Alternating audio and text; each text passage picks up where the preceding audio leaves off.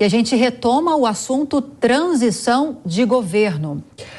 E para saber o papel do Congresso nesse período de troca no Executivo, a gente conversa agora com o deputado federal Marco Bertaioli, do PSD de São Paulo. Deputado, bem-vindo e boa tarde. Muito boa tarde, Lívia. Prazer estar aqui com vocês. Vamos começar então falando sobre um dos assuntos mais importantes deste domingo, né, deputado? Que foi justamente essa manifestação do ministro da Casa Civil do governo Bolsonaro, Ciro Nogueira, favoravelmente à PEC da transição, que tem como objetivo estipular um tempo e um tamanho do furo no teto de gastos para abraçar algumas medidas que foram defendidas por Lula ao longo da campanha, com destaque para o Auxílio Brasil em R$600. Qual que é o posicionamento do senhor e do partido nessa discussão, levando-se em consideração que houve acenos positivos, me parece, do PSD para uma base de apoio do governo Lula, né? Como é que estão essas negociações em relação a um eventual apoio e em relação a essa PEC? Olha, Lívia, o que a gente percebe na Câmara dos Deputados é uma predisposição, uma vontade política muito grande em tranquilizar o país, em acalmar os efeitos das eleições que foram bastante agressivas sobre todos os pontos. Nós podemos muito bem, em todos os aspectos ideológicos, guardar as nossas posições, defender os nossos ideais e continuar convencendo que aquilo que nós acreditamos, seja de direita ou seja de esquerda, é o melhor para o país. E nós vamos continuar assim, tenho absoluta consciência de que todos os deputados vão trabalhar nesse sentido. Agora, alguns pontos de intersecção ocorrem, e sem dúvida nenhuma, o Auxílio Brasil ou o Bolsa Família, ou seja, o nome que nós demos para esse programa de transferência de renda, precisa ser estudado, precisa ser pensado e precisa haver um consenso na Câmara dos Deputados e depois do Senado Federal. Dentro desta PEC da transição, várias modalidades estão sendo estudadas. Uma delas é essa que você colocou. Um valor para 2023, um valor para os próximos 4 anos sobre o teto de gastos para as despesas sociais. E diversos deputados já se manifestando, inclusive partidos como o nosso PSD, dispostos a votar e colaborar com esse momento que todos buscam uma tranquilidade e um equilíbrio para que o país possa voltar ao seu crescimento e à sua normalidade. Falando nessa questão que envolve uma promessa de pacificação do país, uma promessa feita durante a campanha por Lula e reforçada logo depois também do resultado das eleições, muitas autoridades, né, deputados, chegaram a se manifestar confiantes de que Lula vai conseguir pacificar o país, e a gente está acompanhando algumas manifestações contrárias ao resultado das eleições. As manifestações bloqueando as rodovias já passaram e estão passando por um processo de desaceleração, mas ainda há grupos que se manifestam, sobretudo, em frente a quartéis do Exército.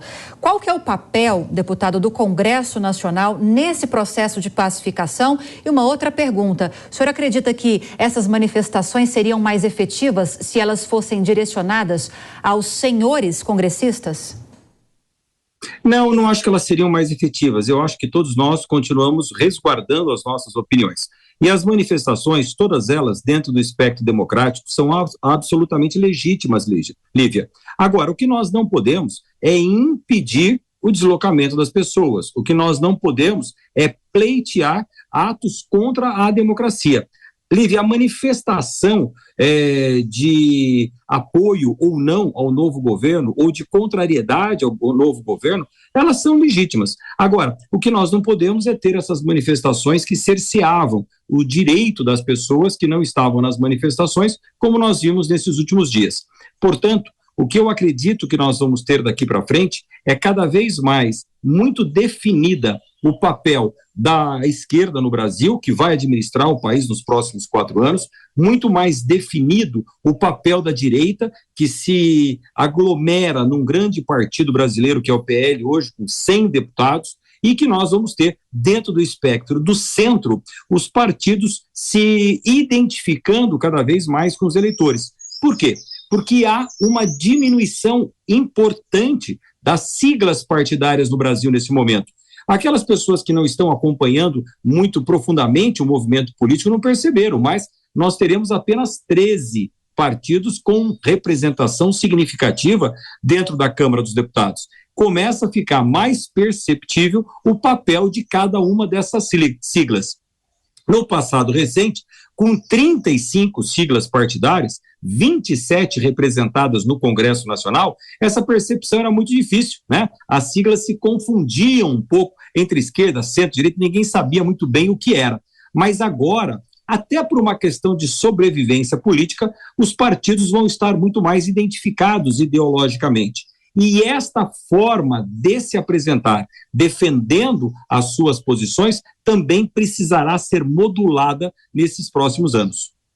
Agora, para a gente fechar, deputado, o senhor é relator de uma proposta que tramita na Câmara dos Deputados que estabelece uma modernização no Estatuto do Jovem Aprendiz. Queria que o senhor trouxesse algumas informações a respeito dessa proposta e como está essa tramitação. Olha, Lívia, esse é um ponto muito importante no Brasil nesse momento. Nós estamos encerrando uma comissão especial dentro da Câmara Federal que analisou durante os últimos 12, 13 meses a Lei 10.097, que é a lei que estabelece o ingresso de jovens de 14 a 24 anos no mercado de trabalho na condição de aprendizes. E todas as médias e grandes empresas são obrigadas a contratarem um número de 5% até 15% do seu quadro de funcionários em aprendizes, dando a primeira formação profissional para o jovem brasileiro.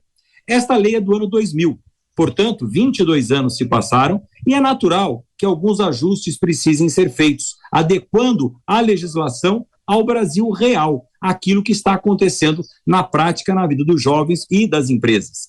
Nós estudamos numa comissão formada por 34 parlamentares, ouvimos todos os atores envolvidos na aprendizagem no Brasil, entidades qualificadoras, jovens, empresas contratantes, Ministério Público do Trabalho, enfim, todos que estão aí convivendo com o ambiente da aprendizagem no país.